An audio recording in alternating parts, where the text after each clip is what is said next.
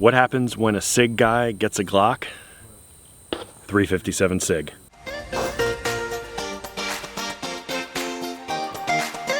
Oh, that's amazing. Look at that fish.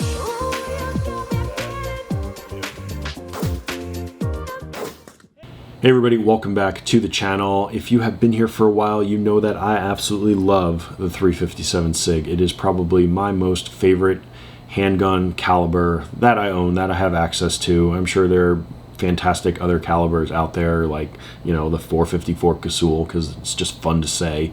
You know, the 500 Smith & Wesson is an absolute beast in terms of power, but in terms of realistic expectations, the 357 SIG in terms of capacity and stopping power is probably one of the best, if not the best, in the compact version. So I purchased a 229, a SIG P229 a while ago. It was a law enforcement trade-in. It was in 40 originally, and because the parts are interchangeable except for the barrel, I got a barrel, and then this was a 357 SIG. A couple of downfalls with this pistol in particular. The aftermarket is not really there to mill this for a slide, and it is heavy overall, and then the trigger is a heavy pull as well. It's the DAK trigger, but the pistol itself is a very heavy pistol, so not really applicable for concealed carry just because it weighs so much. Enter the Glock G32.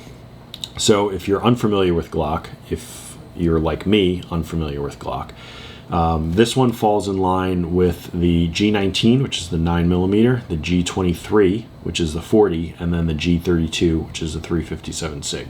If you wanted the full-size version of this, this would be the 31, this would be the 32, which is in 40, and this would be the 17 in 9mm. So definitely has a lot of applications when you're looking for a holster. Everything that fits a G19 will fit this, so that is a plus right in and of itself. And there's a lot more aftermarket support for this caliber because the G23 and the G19 all share very similar parts. This is a 4-inch barrel. It's the compact version, and I really don't want to go down the rabbit hole of modifying Glock. The one thing I love about SIGs is that when you buy it, you slap a dot on it, and you're good to go. You don't really have to change anything out, although people do. With Glocks, more often than not, people will modify their Glocks. So it's not something that I really want to do. With that said, my first modification was the mag pull magwell, and I really got this for aesthetics. I like how the magazine sits more flush in this magwell versus not having the magwell. But something that I didn't really anticipate, which is very beneficial, is this top portion really gives my pinky a nice place to rest, and I can put a lot of downward pressure excuse me, to help mitigate some of the recoil and the muzzle rise. So an unintended bonus was a really solid grip on the grip. So this is a Gen 3.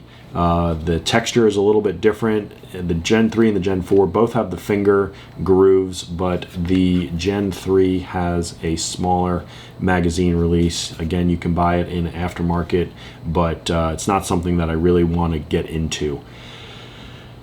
So the aftermarket is there for a dot, and I wanted to take this to the range, make sure that it functioned properly because it was a used firearm, and when I got it and I took it apart to check the barrel, it looked like it had only been fired a handful of times. So I really got lucky in that respect, that I got basically a brand new firearm for a used price.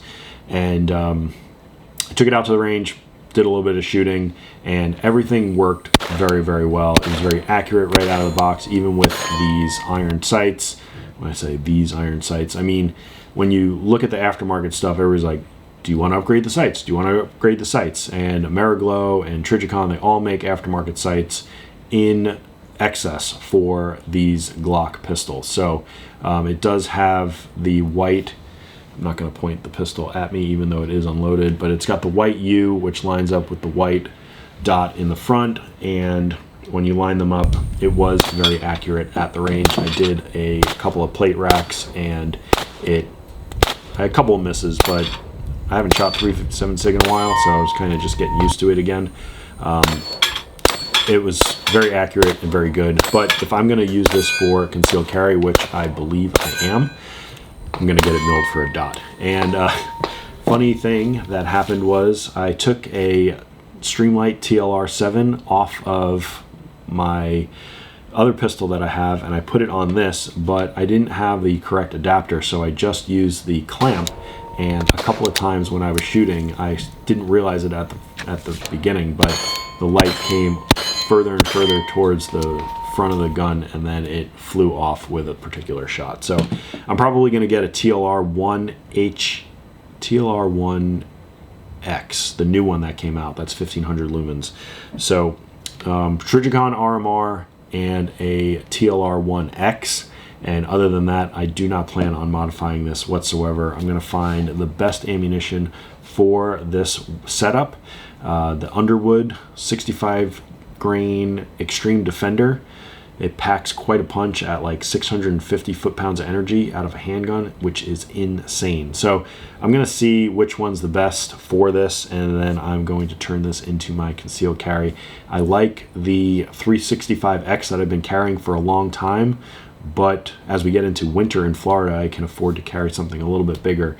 But I think the 365X is just a little bit too small for my hands and my carry. So this is a fantastic option for 357 SIG.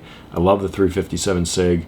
I'm going to make a bunch more videos of it, hopefully bring it back in its popularity, and which might not help me in general because it might make the ammo a little bit more expensive. But the G32, hopefully a quick review, probably about 7 or 8 minutes now.